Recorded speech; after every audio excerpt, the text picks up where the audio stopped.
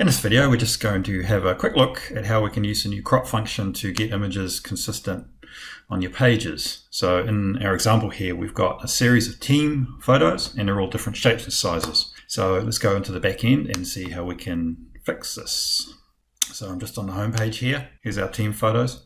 So we just want to, in this case, make them the same size and the same shape. So we'll start with this one.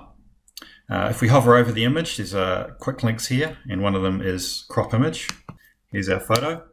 Now the easiest way to get your images consistent is to use some preset sizes that are already here. So in that case, square 6x4, if we want to make it tall.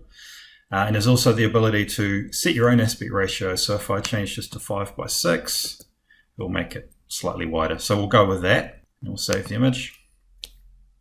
There we go. Same with this one. Crop the image. 6x6, it's already square. We'll just make it 5x6 because that's how I started.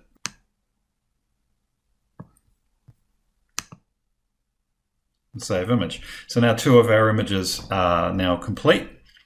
One little caveat or one little point that I'd like to make about cropping images in this way is that it will crop the original image that is stored on the file system. So I'll just quickly jump back to show you what I mean, how this may be an issue.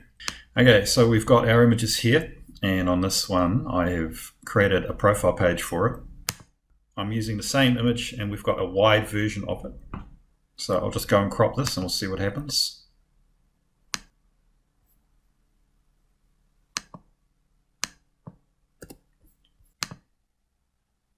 They're all looking consistent now. They're looking quite nice and tidy, which is great. Just have a quick look. There they are.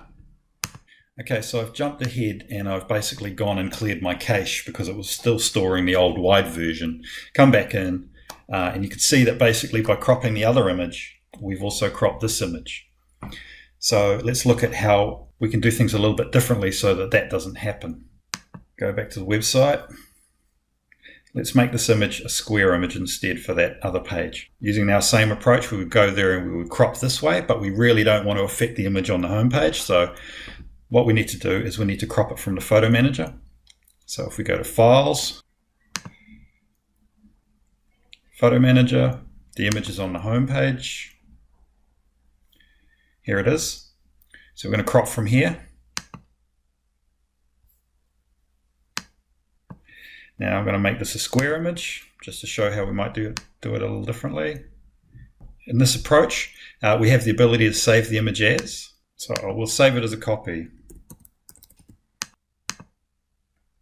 So there we go. We've got our image in there now, and it's another version. There's our copied one. So let's go back to our profile page, and we can then insert the image.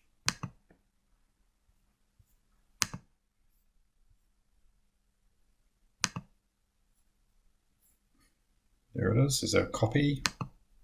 Insert it.